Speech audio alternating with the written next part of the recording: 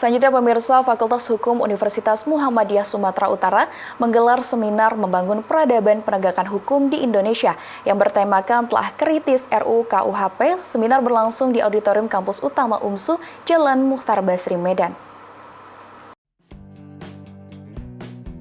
Seminar hukum yang dihadiri ratusan praktisi dan mahasiswa Fakultas Hukum dari berbagai perguruan tinggi itu menghadirkan dua pakar hukum, yakni Adi Mansar yang juga Wakil Direktur Pasca Sarjana UMSU dan Mahmud Mulyadi, pakar hukum di Medan, Sumatera Utara. Wakil Rektor 3 UMSU Rudianto membuka acara menyampaikan bahwa kegiatan seperti ini bukan lagi bentuk kepedulian, bahkan jadi sebuah kewajiban karena yang didapatkan bisa melebihi daripada proses belajar di kelas. Aspek dari acara ini akan jauh lebih dinamis dan akan membuat pengetahuan ITA di bidang hukum semakin luas. Tentu persoalan RUU KUHP ini menjadi perhatian penting para insan yang berlatar belakang hukum, juga menjadi perhatian masyarakat luas karena impact dari RUU ini. Dekan Fakultas Hukum UMSU Faisal Panitia mengambil tema seminar membangun peradaban penegakan hukum di Indonesia. Karena mereka ingin membumikan bahwa proses penegakan hukum juga harus ada keadabannya. Dengan adanya peradaban, maka penegakan hukum saling menghargai, saling berharmonisasi, dan saling bertoleransi dalam kegiatan penegakan hukum. Faisal mengatakan bahwa pada 2 Januari 2026 mendatang, di mana RUU KUHP sudah disahkan, sementara hukum acaranya belum ada, maka apa yang akan terjadi sulit untuk dibayangkan. Berdasarkan telaah secara sederhana, pasal-pasal yang ada itu seolah ingin pemerintah dan DPR akan melakukan pembahasan terhadap rancangan undang-undang kitab hukum acara pidana atau KUHP.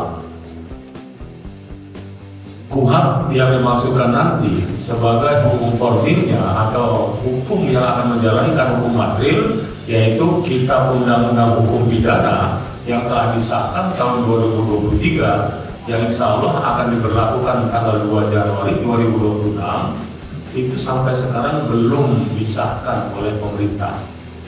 Kita bisa bayangkan kalau seandainya pada saat 2 Januari 2026 KUHP-nya telah ada tetapi hukum acaranya itu belum ada, apa yang akan terjadi dengan KUHP?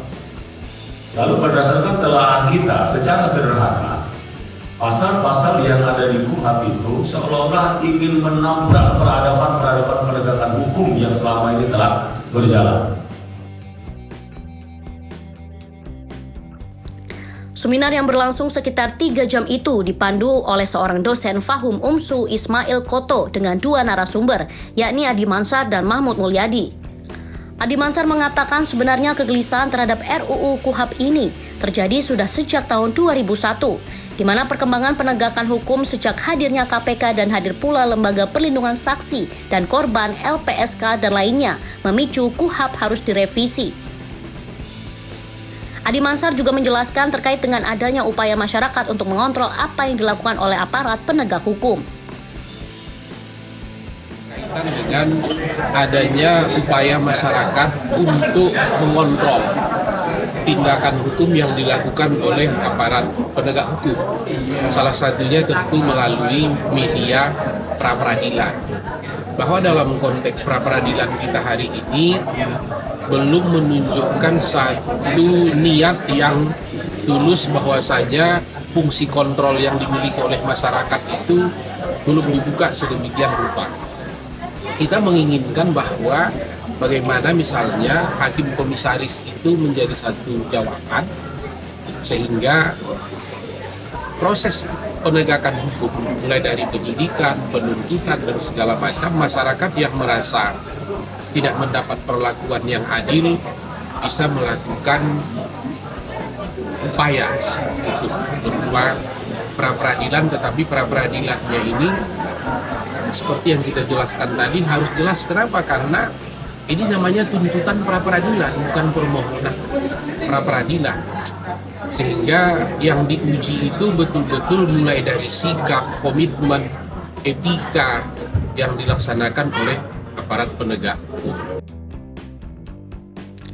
Narasumber lain Mahmud Mulyadi menyampaikan terkait RUU KUHP ini tentunya harus dikawal karena hakikat hukum tidak boleh hanya berbentuk penafsiran, tetapi harus tertulis.